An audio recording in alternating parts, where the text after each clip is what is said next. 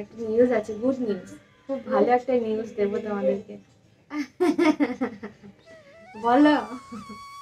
সন্তানদের কিছু হলে না মা বাবাদের উপর দিয়ে যে কি যায় সেটা একমাত্র কি বলবো, যারা মানে ভুক্তভোগী সেটাই বোঝে। আর অর্কর ছোটোখাটো কিছু হলেই আমরা দুজন ভীষণ টেনশনে পড়ে যাই, সত্যি কথা বলতে। কেন অর্ক আমার সাথে সাথেই যুদ্ধটা করেছে, পেটে থাকতে থাকতেই বলতে পারো। এই পৃথিবীতে আসাটা ওর কাছে যুদ্ধের মতনই ছিল বলতে পারো। হ্যালো এভরিওয়ান, আমি বৃষ্টি, আমার এই ছোট্ট সংসারে তোমাদেরকে অনেক অনেক ওয়েলকাম।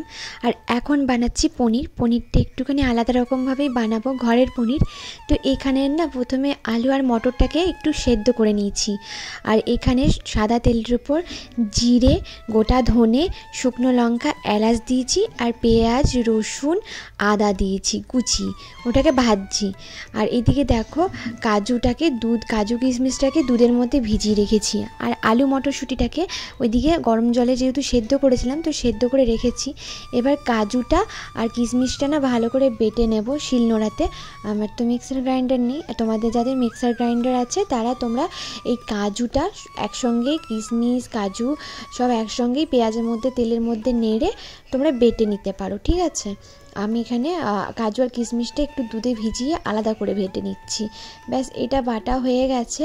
এবার দেখো এর মধ্যে টমেটোও অ্যাড করেছি, মানে টোটাল এই মশলাটার মধ্যে গেছে গোটা জিরে, গোটা ধনে, এলাচ, শুকনো লঙ্কা, টমেটো, পেঁয়াজ, আদা, রসুন। একটু হালকা ভাজা ভাজা হয়ে গেলে এটা মশলাটা আমি শিলনোড়াতে তুলে নিচ্ছি। এটাকেও খুব সুন্দর করে পেস্ট বানিয়ে নেবো, মানে বেটে নেবো। তোমরা মিক্সার গ্রাইন্ডারও করে নিতে পারো। আর এই যে আমার আবার একটু সাদা তেল বসিয়ে আমি যে বাড়িতে পনিরটা বানিয়েছিলাম সেটাকে একটু ভেজে নিচ্ছি। পনিরটা বানাচ্ছি সম্পূর্ণ অর্কর জন্য, কেননা ও পনির খেতে খুব ভালোবাসে, আমরাও ভালোবাসি, কিন্তু কিছু খেতে পাচ্ছি না। তো ভাবলাম ওর জন্য একটুখানি বেশি করে পনিরটা বানিয়ে দিই, ভালো লাগবে। পনিরটা বানানোর সময় ও বলছিল মা আমি খাবো না, প্রথমবার শুনলাম ও বলছে আমি খাবো না, মুড়ি খাবে।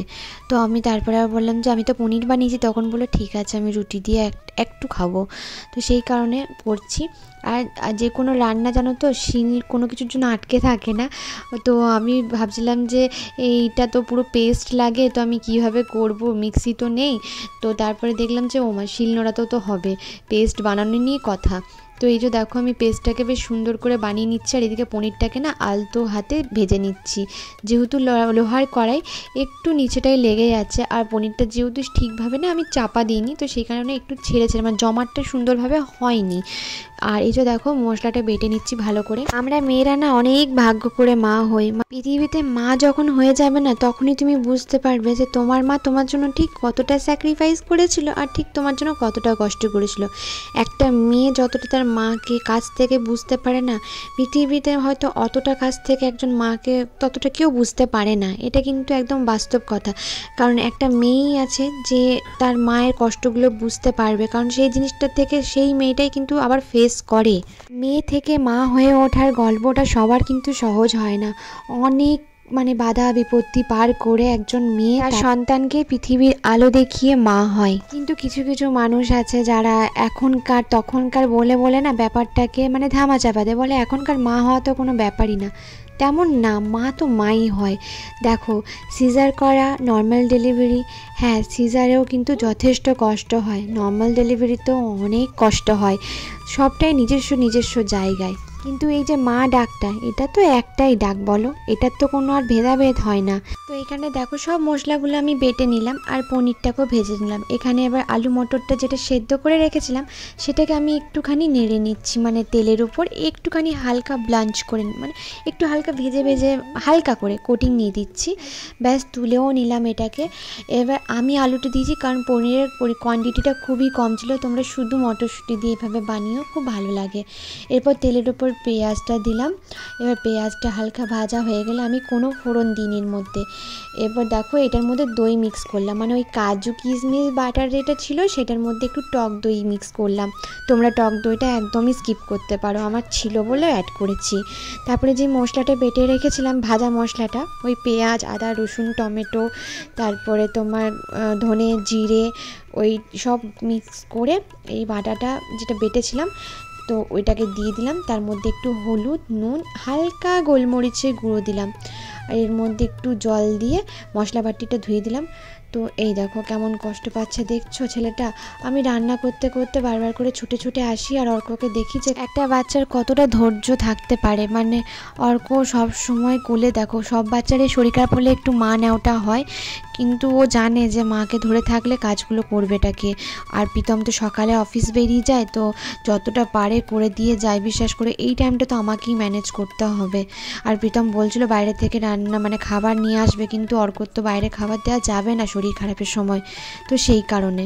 তো দেখো মশলাটা কষার পর আমি ওই দই, কাজু আর কিশমিশ বাটাটা দিয়ে বাটি ধোয়া জলটা দিয়ে দিলাম। দেন মটরশুঁটি আলুটা দিয়ে একটু কষিয়ে নেবো।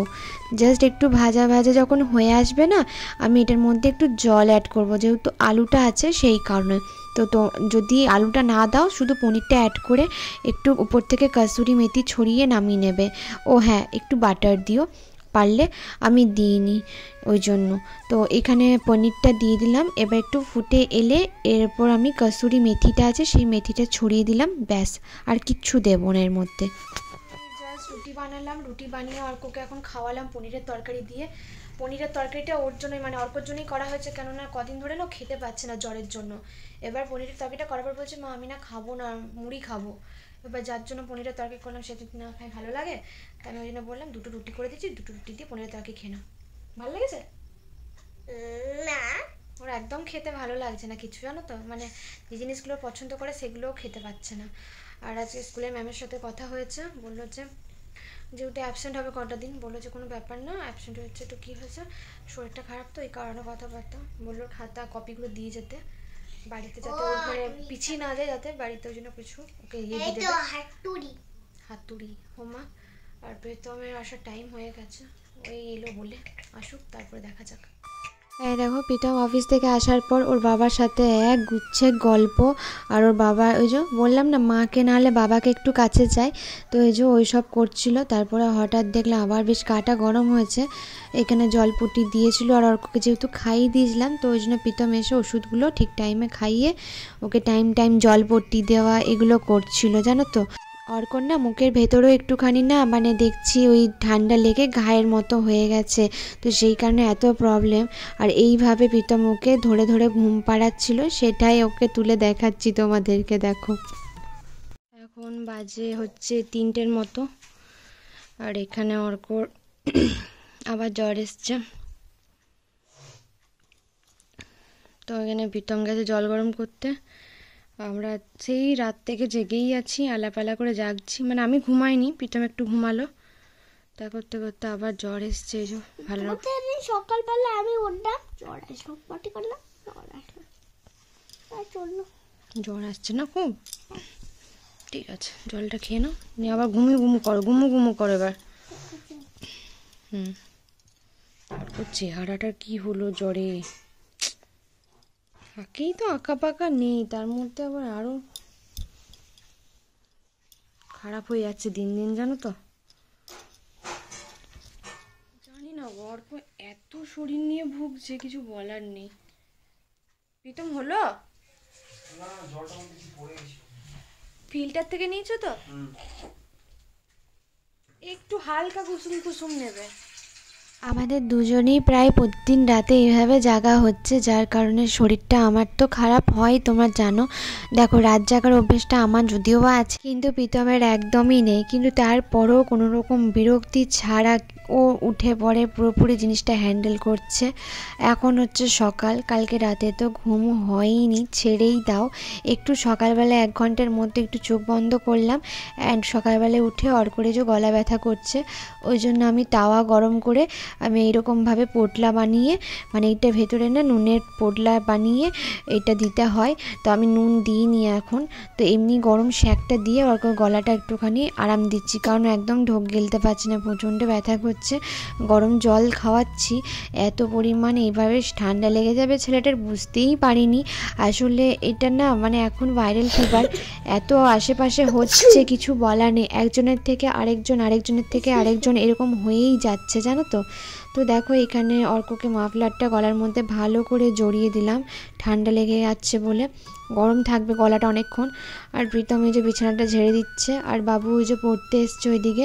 প্রতিদিন সকালবেলায় মানে ঘুম হোক আর না হোক, যেগুলো আমাদের কাজ সেগুলো তো আমাদেরকে করতেই হবে। আর দেখো গলার মধ্যে সেক নিয়ে দেখছো, শরীরটা যেই ভালো থাকে সেই ওর শুরু হয়ে যায় বদমাইশি। এখন কিন্তু কেউ দেখে বলবে না ওর শরীর খারাপ, যখনই জ্বরটা আসছে তখনই একদম পুরোপুরি ঝিমিয়ে যাচ্ছে, আর কোনো হুঁশ থাকছে না ওর। কাল রাত থেকে অর্কর প্রচন্ড শরীর খারাপ, প্রচন্ড পরিমাণে জ্বর এসেছিল, ওষুধ দিয়েও জ্বর কমছিল না। আজকে চাঙ্গা হয়ে গেছে, মা গলায় শ্যাক দিয়েছে, তো শ্যাক দিয়েছে, ওষুধ খাইছে, ওই জন্য এখন রিকভার। আর বুকে এত পরিমাণে সর্দি লাগিয়েছে কি বলবো, ভেতরটা খড়খড় খড়খড় করছে, এত ঠান্ডা লাগিয়েছে, আমারও লেগে গেছে, গলা বসে গেছে।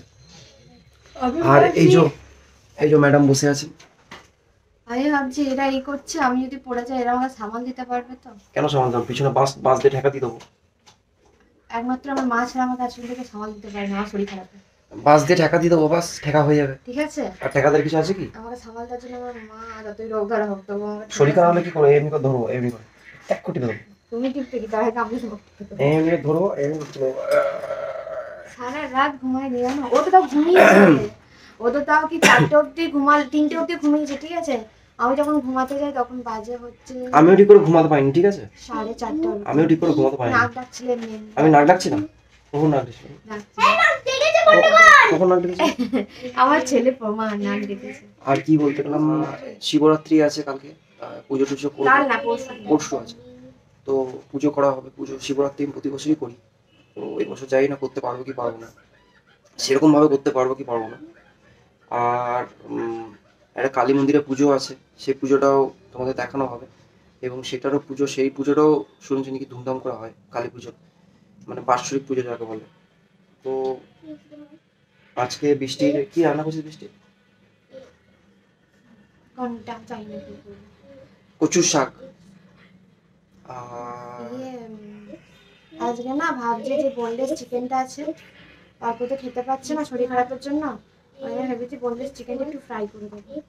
দাদা অল্প খেতে পারে, আমরা খাবো না, আমাদের উপোস আছে। আমাদের কোনো উপোস থাকবে শিবরাত্রি না, কালকে তো নয়, পরশু দিন পরশু খাবো, এতে কি অসুবিধা? একটা কথা আছে না, কি কথা আছে? ভুলে যায়, মা খুব ভালো বলে কথাটা, কি জানবে নন্দ পেটে বলি আনন্দ, কি একটা কথা আছে আমি জানি না, ভুলে গেছি। তোমাদের দাদা ভাইয়ের ব্যাপারই এখন আলাদা। কেন, কি জানো? বলো না, ওটা পরে জানাবো, একটা নিউজ আছে, গুড নিউজ, খুব ভালো একটা নিউজ দেবো তোমাদেরকে, কিন্তু এখন দেবো না, পরে দেবো কদিন, ঠিক আছে, আগে আমরা কনফার্ম হয়ে যাই তাহলে। আর এই বাড়ির অবস্থা, একটা শরীর খারাপ হলে যা হয়। আর এদিকে বৃষ্টি তোমাদের এদিকে রান্না করছে, সেমনি কিছু রান্না করছে না, এই রান্না করছে বলতে বললাম বেশি কিছু করতে হয় না, ভাত ডাল করে দিতে, কারণ কি কিছু করার মতো নাই, ও ঘরে বাজার করি সেটা ঠিক। আর এই যে চিকেনটা করতে এত ইচ্ছা করছে যে কোনো জিনিস বাদ দিচ্ছে না, দেখো তো এটাও রং করে দিয়েছে, আর বাদ দিচ্ছে না, যা পাচ্ছে সব রং করে দিচ্ছে। আর কি রং করছে, আমি বললাম ঘরটা রং করবি, ঘরটা তাহলে রং করে দে, রং করবি, এ করিস না, না না না না, এ বৃষ্টি, গাজর আর পেঁপে আছে, অর্ক মতো চিকেনটা স্টু হবে। জওয়ান সিনেমা বন্দুক নিয়ে আমাকে এমনি ঝাঁটা নিতে হয়, ঝাঁটাটা মুখে ঠেকাচ্ছে, প্রীতম ভেঙে যাবে, প্রীতম ভেঙে যাবে। বৃষ্টি বটিটা দিয়ে মারলি পাটা দেখ ফুলে গেল। তুমি আমাকে কথাটা কেন বললে?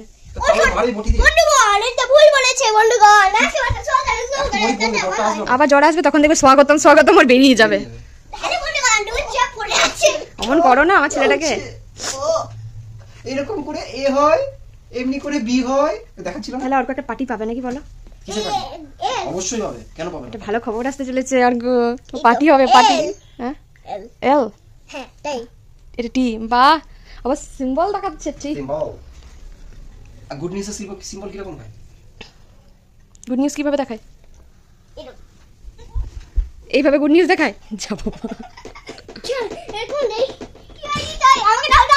দাও দাও দাও চিকেনটা এইভাবে সেদ্ধ করতে দিয়েছি, নুন আর হলুদ দিয়ে চিকেনটাকে না একটু জল দিয়ে সেদ্ধ করতে দিয়েছি। যখন খুব শরীর খারাপ থাকতো মা চিকেনটা জানো তো ভেজে দিত খুব সুন্দর স্পাইসি করে, তো আমি অল্প করে সেভাবেই দেবো একটু ভেজে, যাতে খেতে পারে। হ্যাঁ, আমার যখন শরীর খারাপ থাকতো না প্রীতম, মা না এরকম করে করে দিত জানা, মাটন তারপরে চিকেন। তোমার তো শরীর খারাপ নেই, ফোনটা রাখ অর্ক, বাবা অফিস যাবে।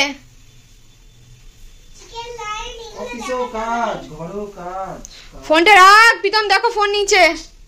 আসলে আমিও জানো তো কোনো কিছু খাবার খেতে পাচ্ছি না, মানে খাবার খেলেই যেন মানে খেতে পাচ্ছি না, খাবারটা নিচ্ছি কিন্তু তারপর আর খেতে পাচ্ছি না, ওই যা হয় আর কি শরীর খারাপ থাকলে। তো এইখানে না চিকেনটা সেদ্ধ হয়ে গেছে, কাঁচা পেঁয়াজ কাঁচা লঙ্কা দিয়ে এটাকে জাস্ট খড়া করে ভাজতে হবে, মানে লো ফ্লেমে না একদম হাই ফ্লেমে দিয়ে একটু নুন দিচ্ছি, দেখো নুনটা একটু কম হয়েছিল সেই কারণে, আর একটু হলুদ দিচ্ছি আর উপর থেকে একটু গোলমরিচ গুঁড়ো দিচ্ছি, দিয়ে একদম খড়া খড়া করে এটাকে ভাজতে হবে একদম পোড়া পোড়া করে। দেখো এখানে চিকেনটা পুরো ফ্রাই করে নিয়েছি পেঁয়াজ আর কাঁচা লঙ্কা দিয়ে, আর এখানে আলুটা মেখে নিয়েছি আর ডাল করেছি। বৃষ্টি ফ্রাই চিকেন বানিয়েছে, দারুণ খেতে। এটা কেমন হয়েছে? ভালো হয়েছে অর্ক অনেকবার খেয়েছি, তুমি মনে ফার্স্ট খেলে না? ফার্স্ট খেলাম। অর্ক ধর একবার।